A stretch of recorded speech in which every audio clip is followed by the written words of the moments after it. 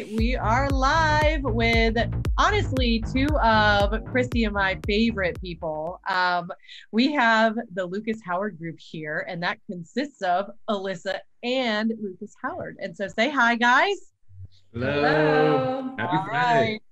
So really quickly, and then we'll get to the meat that you guys all want to see here, because these two, they first of all, so sweet. They met at work when they were 18, bless their hearts.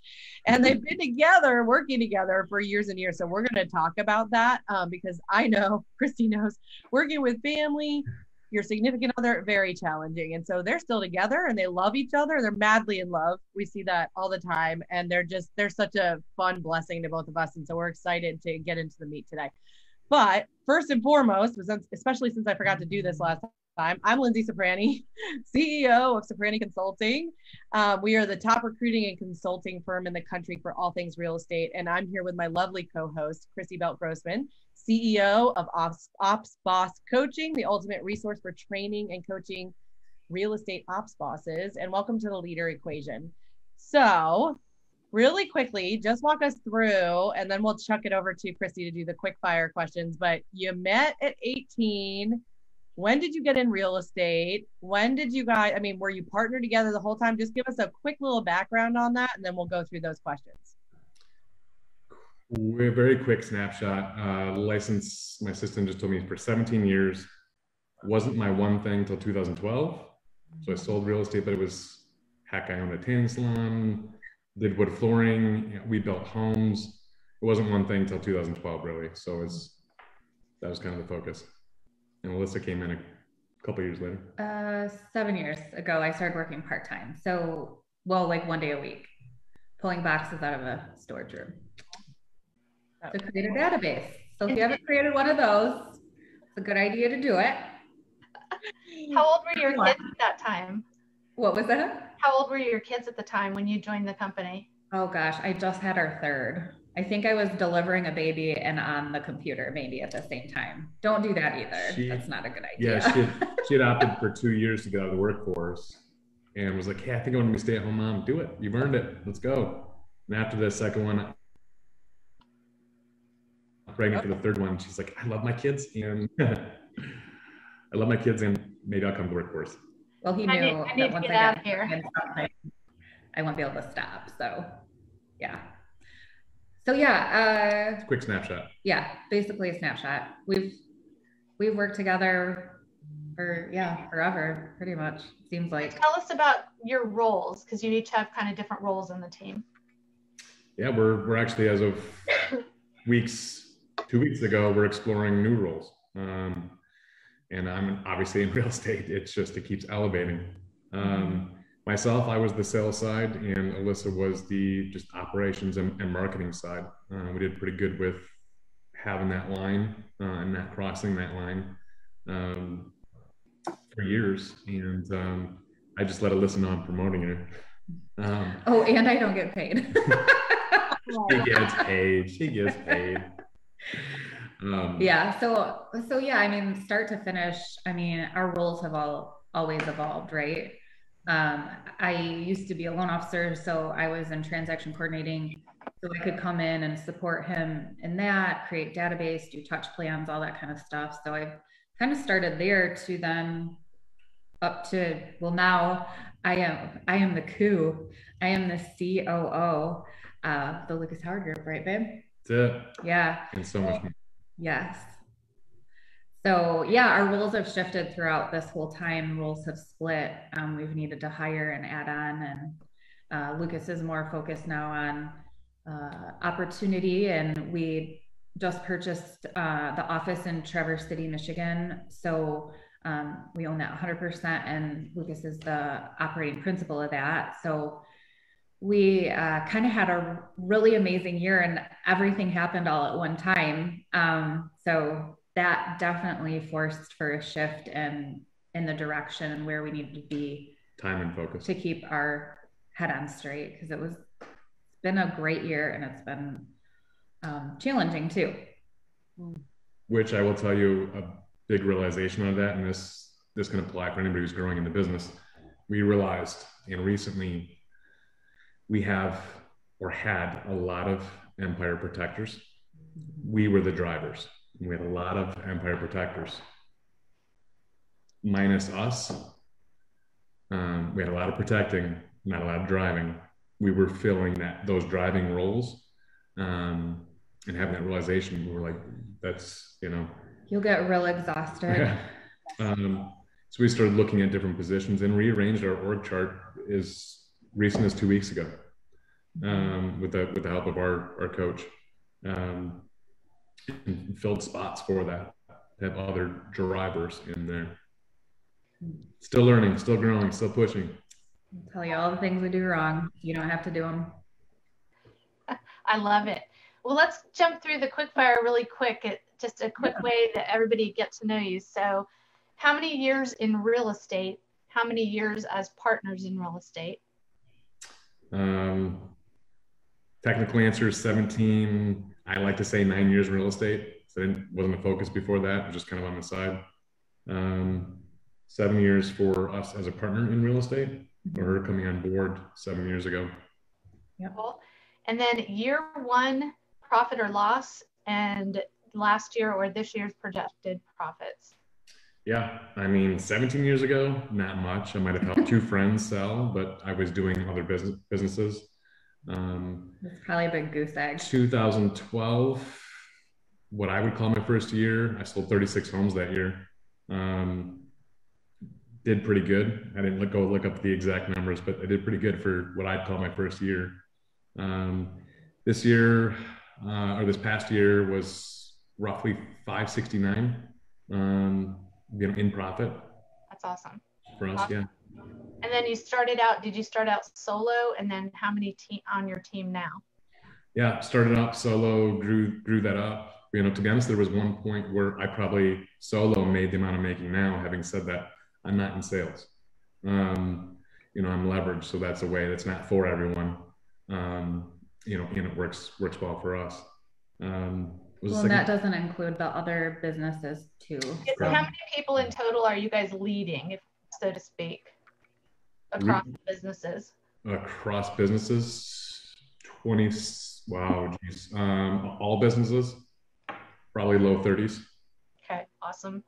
And how about book that impacted you the most? Who wants to take that? Yeah, I'll go back to the beginning, because for me it was clarity and understanding myself in my mind. Book you guys are going to be familiar with, and that was Rocket Fuel. And I read that at the perfect time when she was coming in and understanding, while I was being coached, that just the separate, and it helped us define our relationship. So it's very fitting for that. It was a pivotal in my mind book and understanding and clarity for us.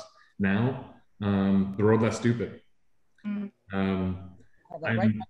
I'm going through it again, and I will tell you that book speaks to me so well. I'm going through and having my time. We kind of talked about this a little bit earlier, ladies.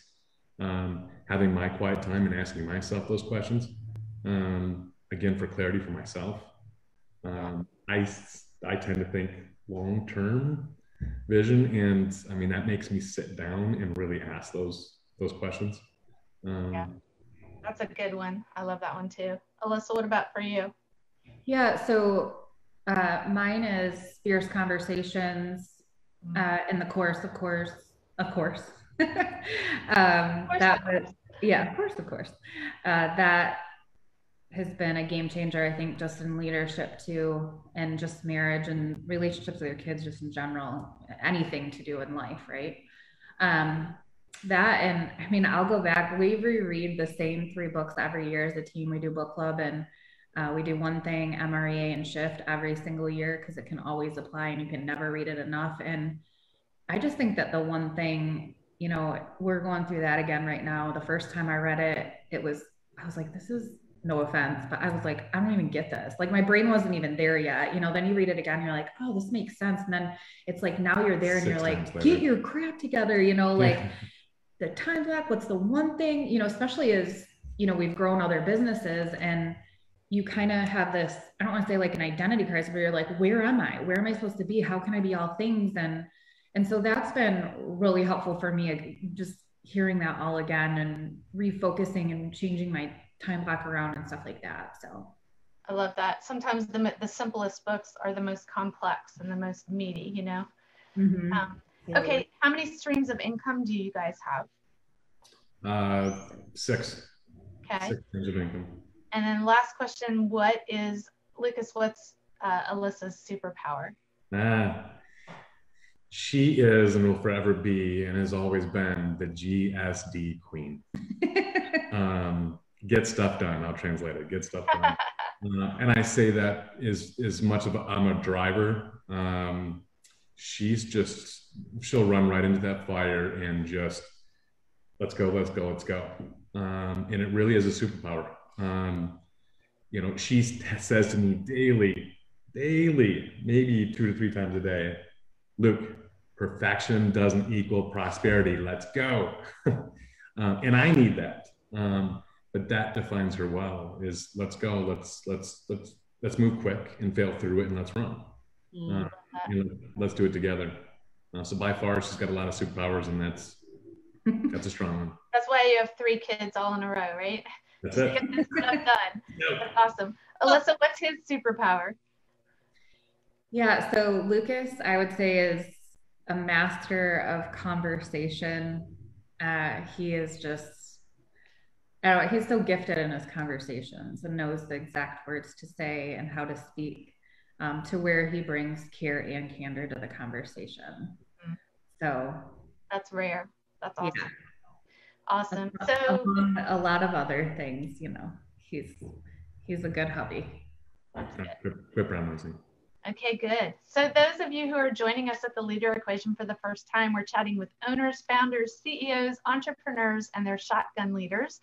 Inside and outside real estate, we're super excited to have a family team on today. It's a new dimension that we're going to dive into. And we're talking about what adds to the leadership formula, what subtracts, what divides, and most importantly, what multiplies your results. So I'm going to let Linzee take us into the real questions. Let's do this. I'm excited. Well, so you guys, really quickly, walk us through, what did it look like all those years ago when it was like, okay, we're going to work together, like work together. And this is going to be our businesses, which I kind of feel like we need to talk about a little bit. Like, how many are there? What's happening? How many hats are you wearing? Because I know that's hard. So talk to us about that. When did this happen? And what did it look like getting into business together? And how did you make sure you knew what each other were doing? All that fun stuff. Well, geez, back then we were doing all the things. I knew I needed help. And I knew I had a big vision, and I was running quickly. Like I said, 36 deals that year. And first person I hired was a coach, and he's like, yes, you need to look for leverage. And I was like, I kind of know someone amazing, and she's kind of hot, which is a distraction sometimes. Yes. Having said that, I tricked her with a date night.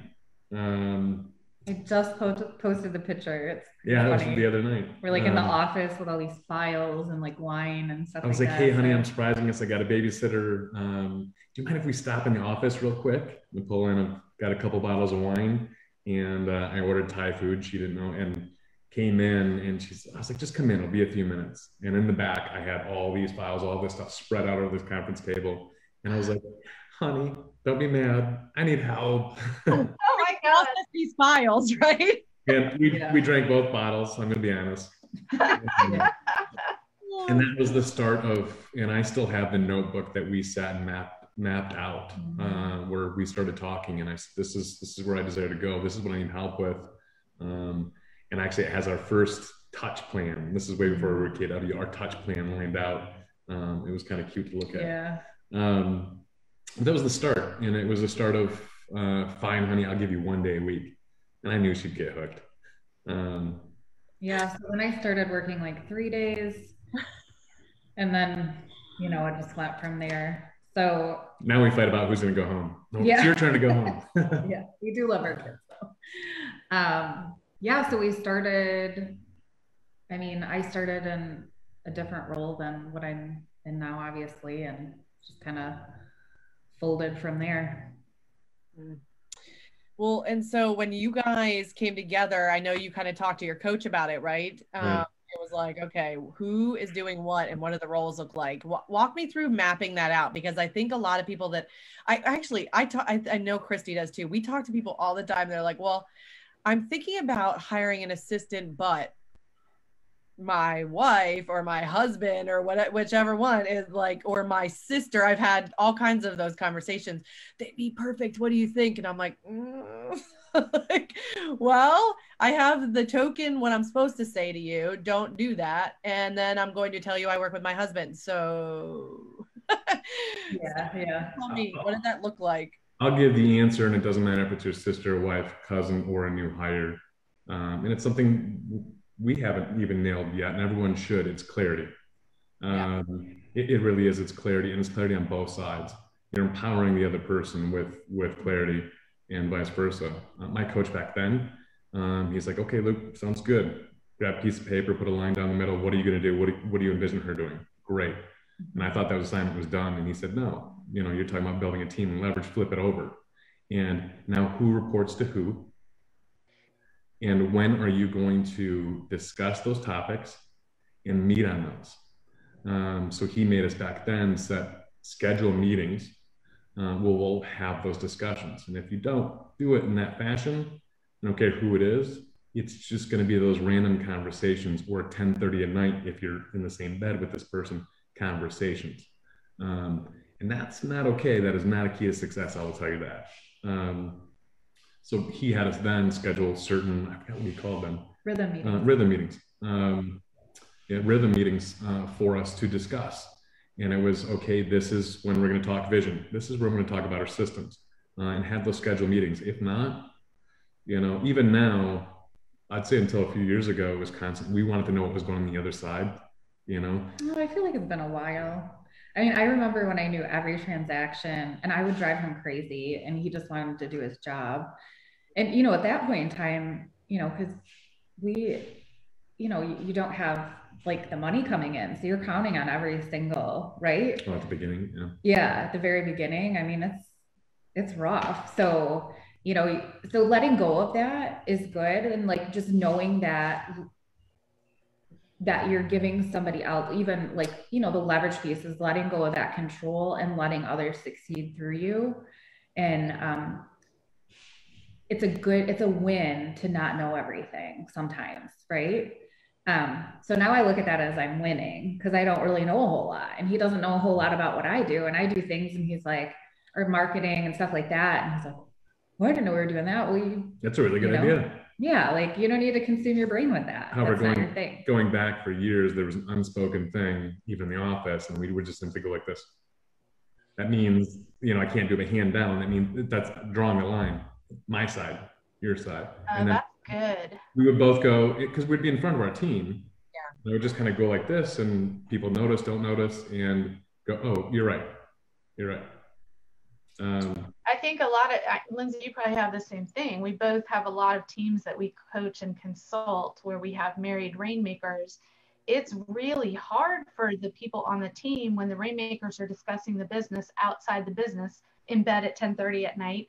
And then there's a lot of information that doesn't always get communicated to the team. How are you making sure that your communication is whole? Sure. Great question. I think those meetings have, a lot to do with it. And now, honestly, we've kind of committed. I mean, Luke, like at night, we don't really even, like, we don't go there anymore, and he won't go there. I mean, and I don't go there anymore either, because, you're so mentally exhausted. I used to have a key word. I would say one sound, and it means I'm done. Yeah, like he's not going to talk to me no matter what. I would just say, it's more like, So then I know that he's not talking. So I think, I feel like the meetings, and then, it's all about communication. So over communicating with the team, right? And not just thinking of some ideas and then just puking it all over them, and being more thoughtful and timely, and just. We're still not perfect with that. Yeah, no, we've learned, and they tell us stuff, like the good, bad, ugly, like they're very clear with us on how we can be better. And we ask, for that as well. You do a bold 100 reverse bold day. there were a lot of wins. Or I remember a time where we're like, oh, and by the way, we're doing this today. And I'm like, I can't do that to you guys. That's horrible. Like, you know, and I was like, I need to stop. And it had more to do with like, I didn't have the support always that I needed to be able to plan and successfully implement something. So now that I have the support, I'm able to kind of over communicate, which has been a huge win. Rhythm meetings. Yeah, in the meetings. We'll just summarize it with rhythm meetings. I love how you phrase that, like we don't both come in and vomit all over them, because that happens on a daily basis on our teams around the country. Or one rainmaker, one owner says, this is how we're going to do it. And the next one comes in, no, I don't want it done that way. Did you guys ever have an issue with it was Lucas's business first and you coming into it and you wanting to do things different than he did them? Really, we didn't, because we work so differently. Like what he has what I don't have, and then I have what he doesn't have. So, you know, I love the marketing side, I love the operations side, and that's in the relationship, like the with the client and stuff like that. And that's just not, he's more like this, you know, the sales side. So I think because we came into it kind of different, having different strengths, we never really crossed too much with that. We had that trust. Like I obviously knew her. I didn't have to hire her, so to speak. I knew her strengths or identified her strengths, and I trust that she's going to do this. So when she started growing, at one point I ran and talked the team meetings. Like, that's not my jam, you know? So it came to a point, I'm like, hey, it's you, honey. Oh yeah. He tells me all the things I'm really good at, because then he's looking at me taking those out. And she's really good. Yeah, right. Like my parents, you do the dishes better than anybody else in the family. Which is awesome.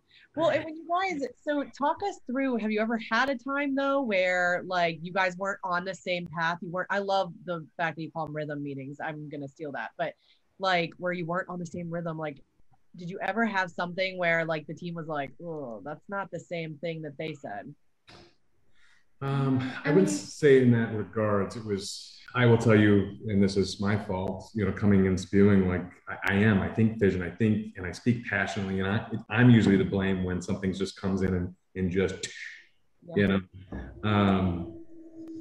and it's usually her going, well, okay, like what are the things? Let's talk about the things if we're gonna make this happen.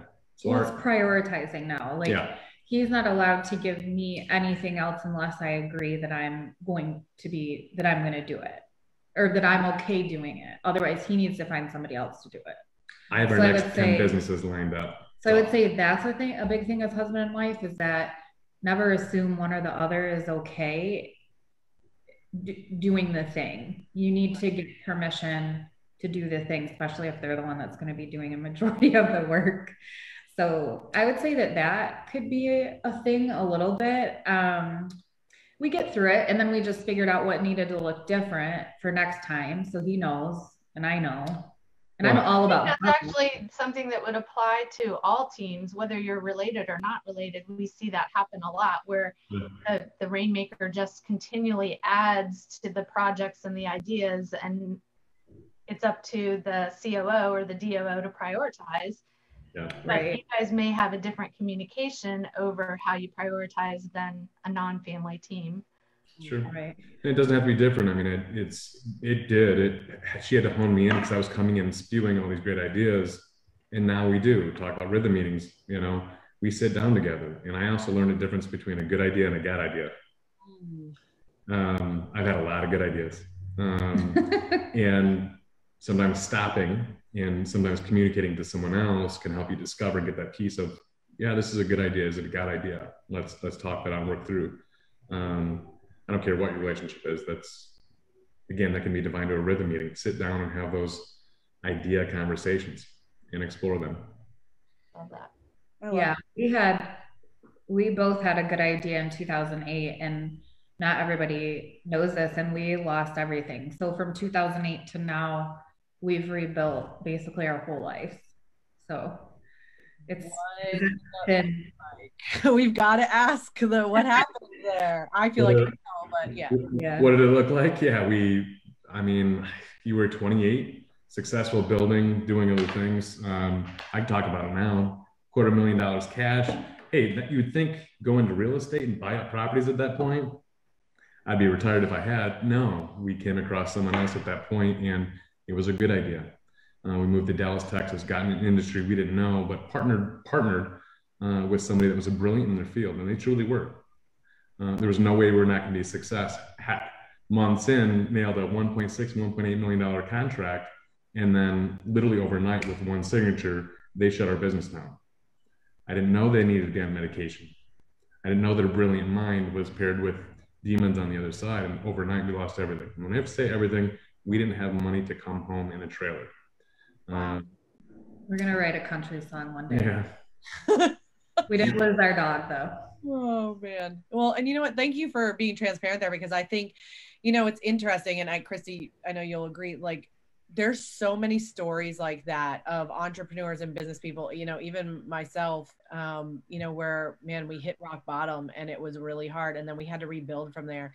And I think a lot of times, team members or people come in and they only see the success that you are now, but don't know those things that you had to go through to get there. And that's what's made you, you. That's why you keep going and why you keep building and you don't quit. Right.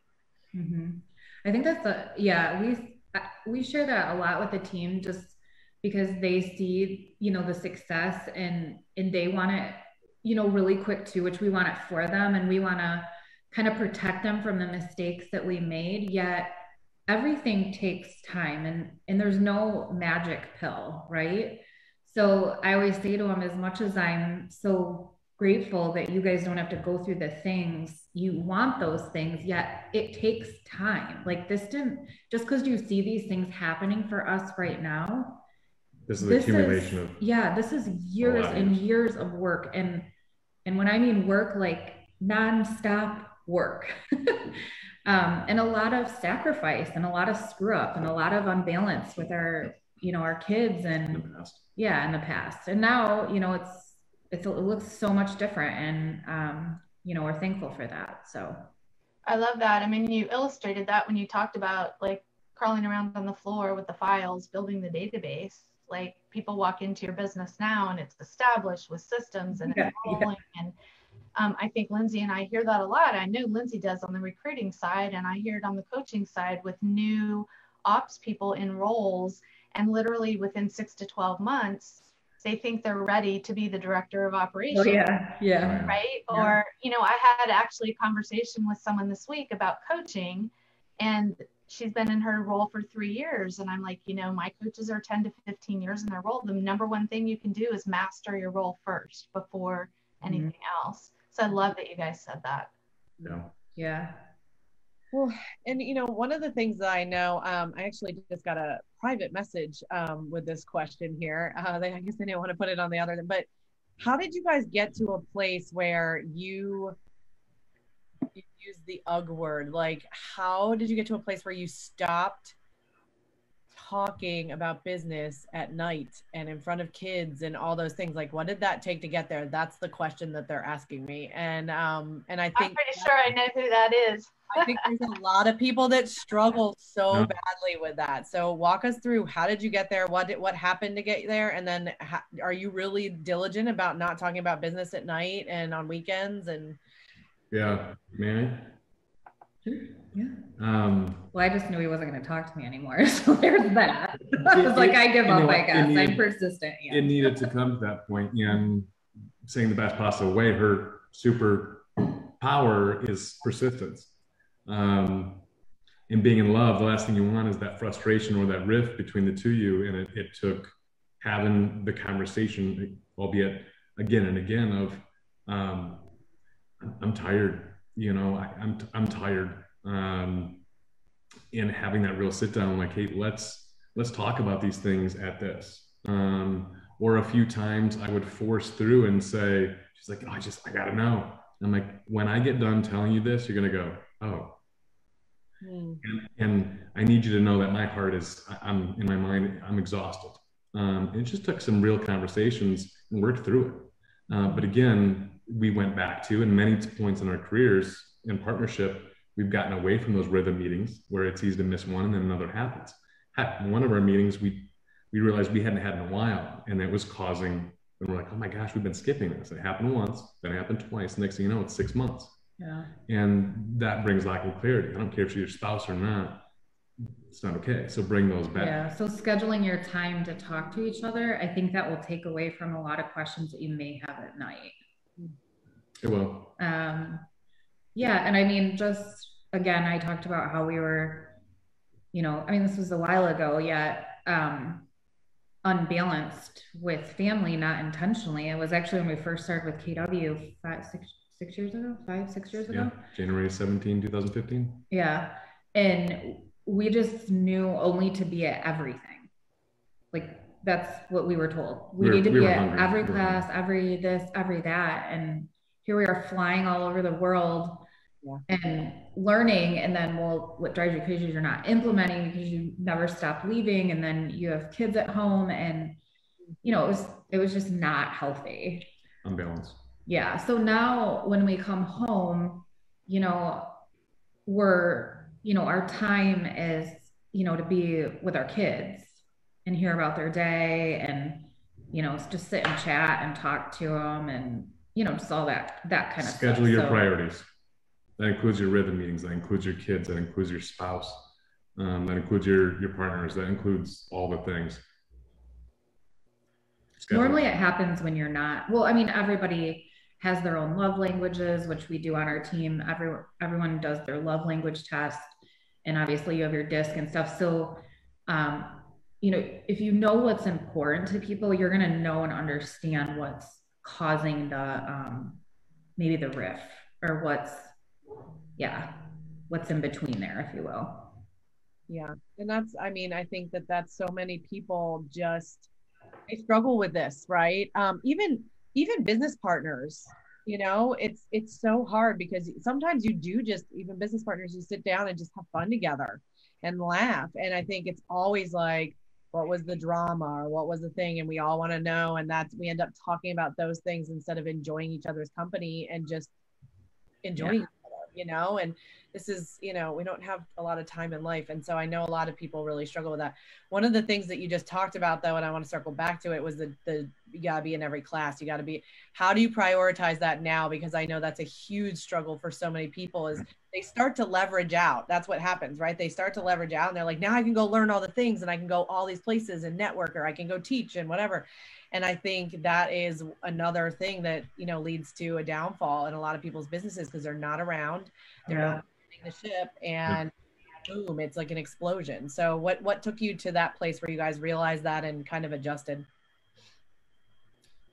Yeah, I mean, it was just so, when you're like a person of implementation too, and then the unbalance with the family, and then feeling it from the team too. And our team, you know, like, we have such a great culture and amazing people. And we almost, like, when you're on our team, like, you love being with each other. So it's kind of like, maybe you get, you know, like, not angry, but, you know, you're not upset. Like, they want to see us, and I want to see them too. And you think you're doing the right thing by traveling and learning and growing, but then you come and you, like, puke it all over them, and it's just can be a vicious cycle. So I think it was just like, we kind of recognized it. And then obviously, you know, your budget, you have your, you know, your P&L and your education is through the roof, and you're like, To go back and answer in two different ways. One, now we prioritize our learning. Yeah. Like we do, it's scheduled out. Here's our year of this. This is where we need to grow as a leader or team, or hey, we're focusing on, this is our year of the database. This is our year of whatever else. And it should match your GPS. Your education should match that. And I'm a sponge. I love to learn. I love to read. And when you can focus and hone in on exactly what matches those goals, that's going to help you get there.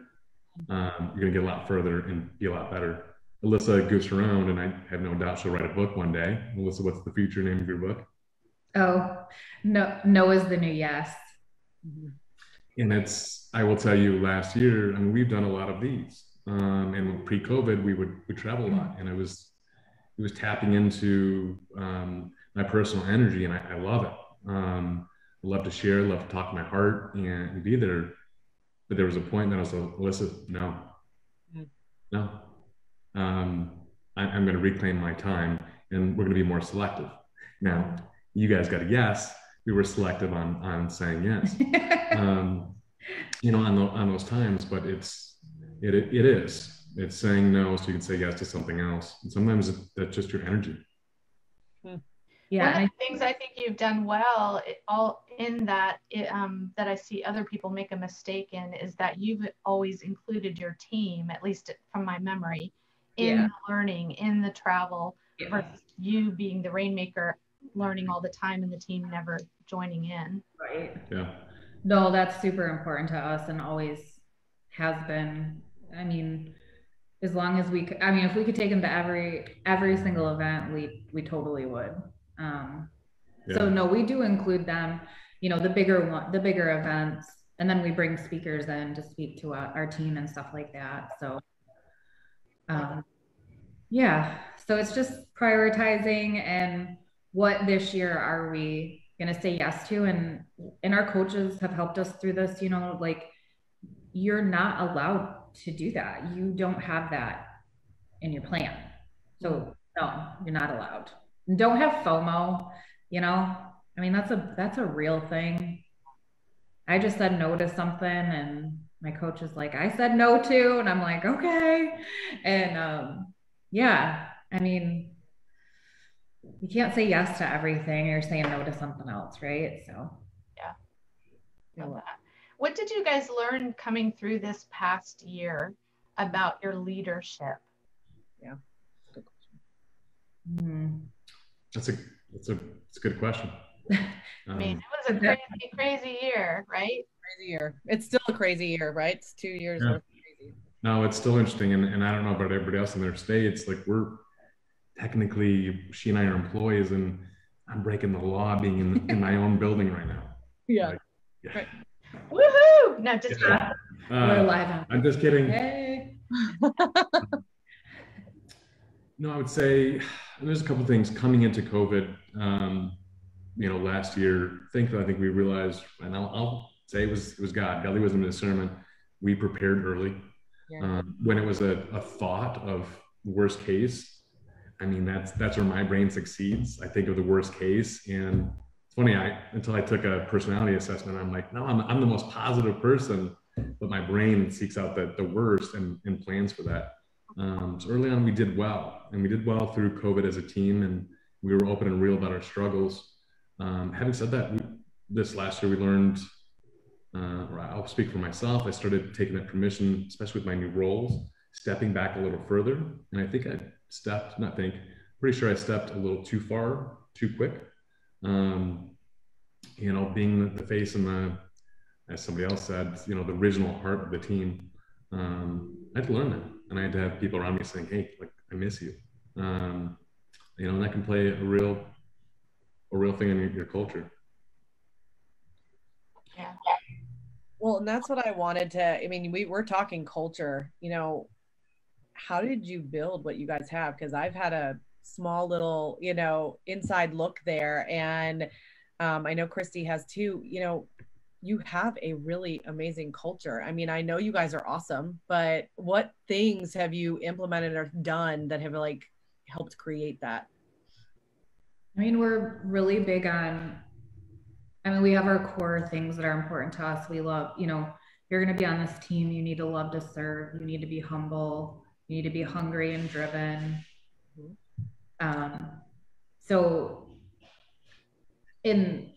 You need to have a positive attitude, and we're really purposeful about investing into, our people. And I think it's just like, it just goes with, everyone, like, what's your why? Why do you come in every day? Why do you do what you do? And, like, for me, the way I grew up, it totally plays a role in why I do what I do. And my mission is to help others, do what they never thought possible in life. So they know my goal coming in every day is to serve them and to make sure that I'm providing and giving them everything that they need to get there. Not saying they don't need to do things on their own and bring that forth, and a culture of fun, and we are consistent in our gatherings together, I think makes a big difference. I mean, two things. One, part of our health journey, part of that was only for ourselves, but we also looked around and said, we're not being good leaders here. And I almost said that and got emotional there.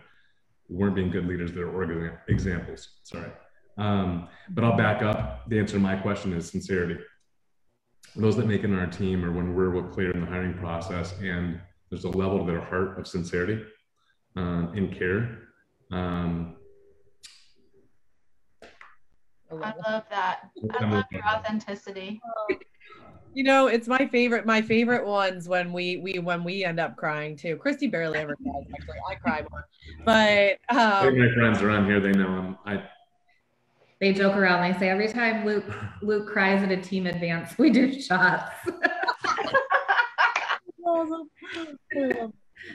And that just goes to show you, though, you know, I mean, it's interesting. Like we can love people a lot, but culture's not about loving the people. It's about helping them get what they want, right? And helping them figure out what their why is. Have you ever had people that are on your team that they don't know what their why is? They have no idea why they're doing what they're doing. How do you help them get there? Yeah, I mean, that's through lovingly coaching conversations, and some can discover quick and some it takes time. We've had people on our team for a long time and still on the journey to discover, and hey, I remember how long it took me to figure out this is it. You know, it's real estate, but this is my behind that. This is my purpose. You know, it's just through loving conversations and helping them discover, knowing it'll take some people longer than others. Well, and you let them, you know, borrow your belief in them for so long, right? And then they need to believe in themselves. So I feel like that's been a thing for us too, is, you know, we've believed in them and they've borrowed that. And then now they're soaring and flying on their own, which is super cool to see. I mean, just making an impact on the things that have changed in their lives like that, I get goosebumps, you know, like that's why we do what we do. You know, it has nothing to honestly do with anything with us. It's all about them. Can we go back to the source of those tears? Sorry. I'm the high I just wanted you to collect yourself a little before she took you back. She's not going to cry, but she's going to make you cry more. Just kidding. I mean, those people on your team are thirsty. Seriously, I'm so passionate about those that we coach the whole person, and that you have to be healthy in all the areas of your life, because real estate is a tough business and we want you to be whole and rounded. And what I heard you say was that to be a good leader, we had to go on this journey. And I think people are probably listening going, what are you guys even talking about? Can you take us down that road a little bit? Yeah. I mean, we're people, we're broken. I mean, that's just a fact. And one, having ownership of that and not pausing on your personal journey, you know what I mean? So you can continue to grow and lead those people to that next elevated point. It always starts with you. Yeah. I mean, I personally, I felt somewhat like, you know, how do I say, like a hypocrite. You know, I was like, I'm so done talking about, like, all they keep talking about is I'm not going to eat this food, or I'm not going to do this thing. And then I keep doing it over and over again. And I'm showing these people that I'm doing this, and whether, you know, it's their choice to make their own decisions, yet I'm not who I need to be for them. And I was just like, this needs to end and this needs to stop. And the goal in all of it, obviously, is that you do it and lead by example, and then they do it. And, you know, we've had several people now in our lives and on our team that have done what we've done with the whole, you know, nutritionist path. And, you know, I'm still a hot mess and working through some stuff myself. And, you know, I mean, and you know, we the biggest thing was being able to say no to something, and I have control over that now where I didn't before. And so it's just, yeah, that was, the health thing was a big thing, and that was actually hindering a lot of people on our team and from their success. And some of them have had the best years yet through all of this, because that was like their domino. You know, like, what's your domino? Yeah, it was first domino. What's that one thing? And you think finances, and then you think health, but it's like, if you don't have your health and the energy and the mental and all that, then you're not going to be able to get that other thing, right? So I love that you guys went down that path, because what we see happen with so many people is they're not congruent. What I heard you saying is you weren't congruent in terms of your health and in terms of what you're talking about at work as a leader. And now you're much more congruent. And I think we see that in real estate a lot, because it's so intense as a career that you get out of balance in those other areas, and you tend to have one area where you're just like, you spend a lot of money, or you eat a lot of food, or you drink a lot of alcohol, or whatever it is. So I love that you guys went on that journey. That's leadership. And it's funny, you know, and I mean, I've been on that same journey with the same nutritionist. So we'll just say, Susie, about we'll have you on here, because a lot of us have used you. But, you know, that was the main reason why I went down that path too, because I was like, who am I showing up as? If I can't control like this part of my life, then like, what kind of leader am I? And that's why I went down that path. Honestly, probably the hardest thing I've ever done in my life, right, was to control food, because we have to eat food. So it was like, holy moly, like, you know, I'd have a hard day. And I mean, we talk about, is it alcohol? Is it food? I mean, for me, it was like all the things. It was like, I'm going to drink the alcohol and I'm going to eat all of the things at late night. And then I just blew up, because the stress caused me to try to release that in some other way. And so it's a challenge. And I think it's a big challenge that a lot of us in our industry really, we're in that challenge together. Are we not? yeah. How are you guys staying on top of that with your teams as leaders, making sure that they are well-rounded and healthy in all of the areas? I mean, it goes to like coaching, you know, when we're coaching, it's kind of full circle. It's not even always, you know, to numbers. It's things like in life things. And, you know, mental health being a thing, like we'll have conversations around that. So I don't know, I just feel like having those real raw conversations and staying on top of people to make sure that they're okay and still moving in the right direction. Yeah. After this past year, it's almost more important than it ever was, I think. Absolutely. Yeah. Well, that leads me to another question. I mean, it kind of circles back to what we're talking about, but, you know, we talked before we came on here a little bit of like, you know, being able to coach people out of the business, coaching them in the business. Walk me through, you know, when you guys sit down with people, is it straight 411 talks and like and everything's around that? Or do you have another thing that you do with them to talk through like each week, like how they're progressing and what it looks like? How are you doing that? So we just had a little bit of transition. So I personally was doing all of the coaching admin and the whole team. She took over 6 months ago, and my piece was, I was like, my piece is here. 6 months ago. It's been a long time. About 6 Anyways. Year, you know. Year. Yeah, plus. Anywho, what was the whole point of that? Role. Oh yeah, the role. So with these things getting added on and stuff like that, I knew that we needed a hire, if you will, or we were missing kind of a piece. And not that I didn't want to do it. It just, I needed to, you know, it was like a day, and I needed that day back. So, anyways, our coach now does 411s. Me, I was coaching more to life, to be honest. That's how I coached. I was just gonna say it's always numbers, and it's to the person. And if done in that way, I mean, you're gonna find out where they're at, or sometimes this is gonna, I want to say, be a reason for this, but maybe a hindrance to those numbers. My coaching style was a whole picture. Yes, there's those goals and those numbers, and I'm very much of, well, the math is the math, and this is how it works out. It didn't or it didn't. What changed? At the same time, what else is maybe going on? So for me, it was always an encompassing conversation. I think everyone's coaching style is different, right? Nobody really coaches maybe the same. So not saying that was the right way, not to go off of 411s yet. I guess I always just looked at there's, probably something that's triggering something. I don't know.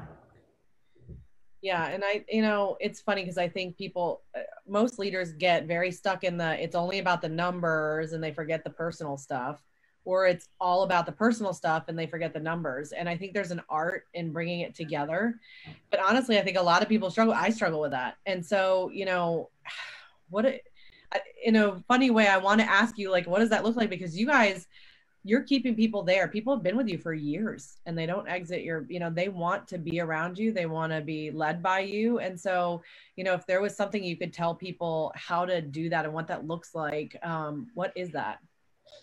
In regards to the coaching conversation, or just in general with that, it is. I believe our people feel loved, because it isn't just hard numbers. I mean, those numbers are there. We use, it was CTE for years. The numbers are the numbers. You have those conversations, and the other half, I believe they feel loved. I believe that sincerity is there as well, and that comes through. And Elissa and I personally, she mentioned earlier, fierce conversations. That's another thing that even changed our lives. We've always had a great relationship, but man, that course, it really was. We paid and contributed to pay for our team to take it last year, and brought Antoinette Perez to teach it. Love you, Antoinette. Awesome. Having said that, it's having that care and candor and that level of conversation with them, no matter where they're at. No matter their point of the business or where they're at in life or their numbers, I feel that comes through and they feel it. And it's a more encompassing, for us, way to run our business. That's not just cold. That's not a business that I would desire to be a part of, nor desire to run. Having said that, I'm very business as well. I can go sit down and I will fire you if you need to. Unfortunately, I haven't had to do that. I'm the guy that's going to coach you out. And there's that balance. I love it. As the visionary, have you always been consistent with those meetings? Linzee and I hear that a lot from people, of leaders setting the meetings and having great intentions and then not being consistent. Are you saying coaching meetings or just other meetings? Yeah, coaching meetings or whatever the meetings that you set with your staff. Coaching when it was me, and now Elissa, and now the next person, those were there. I failed miserably at other meetings. Mm-hmm. I'm going to be honest. I'm speaking for myself. I just told you, hey, I just realized for one of my meetings with my wife had been 6 months. But I am that guy. I do need to be honed in, and I like to run and my brain goes out here. So I personally, I feel at that. Coaching, I don't think that was pretty much yours at that time. If for some reason we were gone, we always had somebody else fill in to do a check-in. So for the most part, it was always consistent. Elissa, he just referenced I want to run. How do you reel him in when you need him? Talk to the DOOs and the COOs who are listening.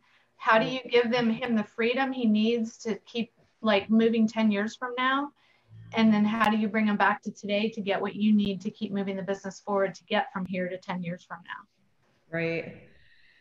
Yeah. Without wanting to kill each other. Yes. Yeah, exactly. No, but just give the spousal, give that position. Gosh, that's a great question. I'm just processing and thinking what I even do. I can tell you. Oh, there you go. Maybe it's better. It's straightforward conversations. earlier today, there was 3 times and she said, now, when are we going to sit down and talk about this? Now, when are we going to sit down and talk about this? And the third one was, yeah, accountability. I need that time. It was accountability and conversation of honing me in. And I was like, you know what, you're right. We need to, you know. So another thing too, is that I give, and not to be a jerk or anything, and I'm a GSD, so you're not going to hold me back from making it happen, right? So I'll say, if you, like, this needs to be done, and only things that he can do, because I'll do whatever I can, you know, and I don't want to bug him. So I'll say, if you, I will give you till this date, and if it's not done, then I get to do it. And sometimes he doesn't like or gets nervous because I'm a really outspoken person. So he gets like nervous. I think he's like, oh my God. And then I get it done in 10 minutes. Like, what is she going to say? Yeah, that's good. Good advice. So she put the deadline on it. Yeah. She put the deadline on it. I love it. Well, we got to ask you really quickly because we only have 5 minutes left. What standards have you put into place? And you guys are, so you're basically leveraged out of the business, both of you now? Or is Elissa still very much, okay, you're very much in it. So, okay. I wanted to make sure because I have a question about that too. But so what are the standards in your business? Like, what do people really need to show up and do in order to stay a part of it? Because again, we're talking culture with you guys a lot. Right. So, I mean, we're a lead gen prospecting team.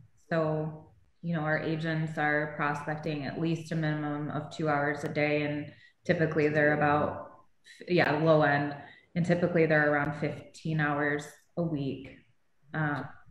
So, you know, that's standard and always has been for us. You know, on the administrative side, we've changed a lot up. You know, we have Stephanie as our coach, which is amazing. She's been such a blessing this year.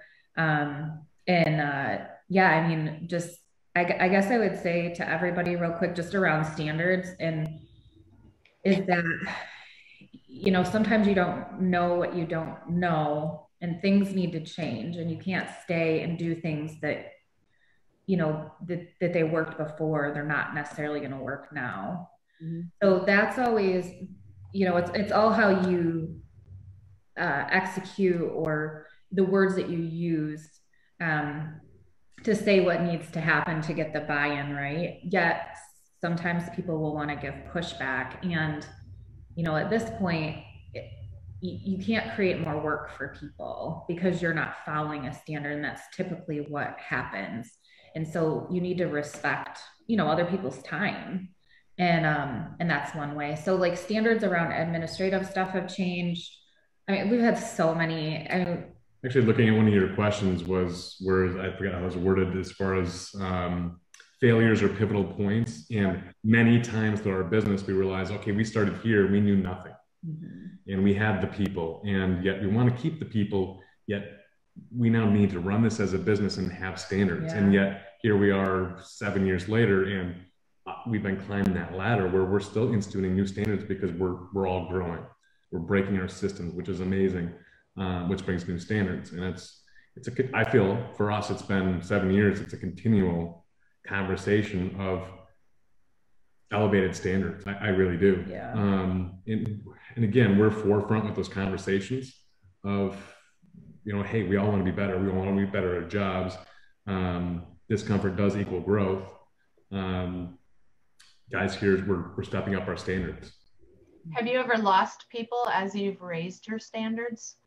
I would remember being very concerned about those. We had a couple when we switched over, like that didn't come over to KW. Oh, back then, yeah. Our first batch we hired, which one? I mean, hey, you can breathe. You're hired. Oh yeah, hiring standards have changed. You're hired. Big time. Yeah. You know, back then, I remember being concerned, and we have had some big things as we grew. You know, we grew pretty quick, mm-hmm. With very little standards up front. It was just like, hey, I run really fast and sell a lot of homes. Do you do the same? Let's go. I remember being concerned about that, and no, I think I know we've been blessed with the people that share our heart and mind to, okay, all right, well, let's, and I'm one who talk about we're instituting a very large change in our business right now in our structure currently. And I brought it forward to them. Here's what I'm thinking. Give me pushback. And we discussed it, and there's positives and negatives for them. And we talked through it all. And guess what? They're of the mindset, let's elevate.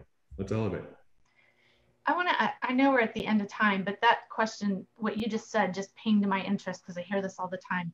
How did you create the environment where your team can really give you pushback? Because what I see happen on many teams is the Rainmaker comes in, I want to get your feedback on XYZ that I'm thinking about doing, but they've literally already made that decision in their head and everyone on the team knows it. How did you create that environment where you really get that give and take? Because that's so important to your success. Yeah, my brain processes and thinks, and I will say most that know me now, that have been a long, long time, they already know that I've come to a conclusion in my mind because I've already played chess for 150 hours to get to this point if I'm bringing it to them. So it's kind of an unfair thing, and I do feel for them there. At the same time, I invite it and I ask for it. Hey, I put a lot of thought into this. You know my mind and my personality. This wasn't thought of lightly. What am I missing? Guys, what am I missing? Here's my thought process. Here's how I came to it. What am I missing? What am I not thinking? In that recent thing, they brought some things, and I said, that's very fair. I hadn't thought about that. But again, we put our people through fierce conversations. Like, we're going to have open discussions. It changes like the buy-in level too, right? Yep. You want them to be a part of, you want them to feel good about what's happening. And as a leader, there are some things that I brought through where I want to say there wasn't full agreement, and I did know it was the right thing, and I've prayed about it, and I explained my heart behind it, how I came to that reasoning, and even if they didn't like it, you know what I mean, that they understood. It wasn't just a rash decision. There was thought through, and they believe in me and my vision. And Luke, I trust you. Love it. So good. Well, we could keep asking so many questions, I'm sure. And how do people reach you if they have questions or they have referrals? Walk us through that. Yeah, lucashowardgroup.com. We have Lucas Howard Group Facebook page. We are in Grand Rapids, Michigan and surrounding areas. West Michigan, and then also my hometown, Traverse City. Traverse City. So if you're looking to buy a summer home, we have a team up there as well. So awesome. Well, you guys, thank you so much for your time. We know that you're busy. We're so thankful that you said yes to us. I know. I feel so honored that we made the list. I'm glad you did. And thank you for having us. Thank you guys very much. Yes, thank you. Have a good day. We appreciate you, ladies. See ya. Bye, guys. Bye, guys. Bye.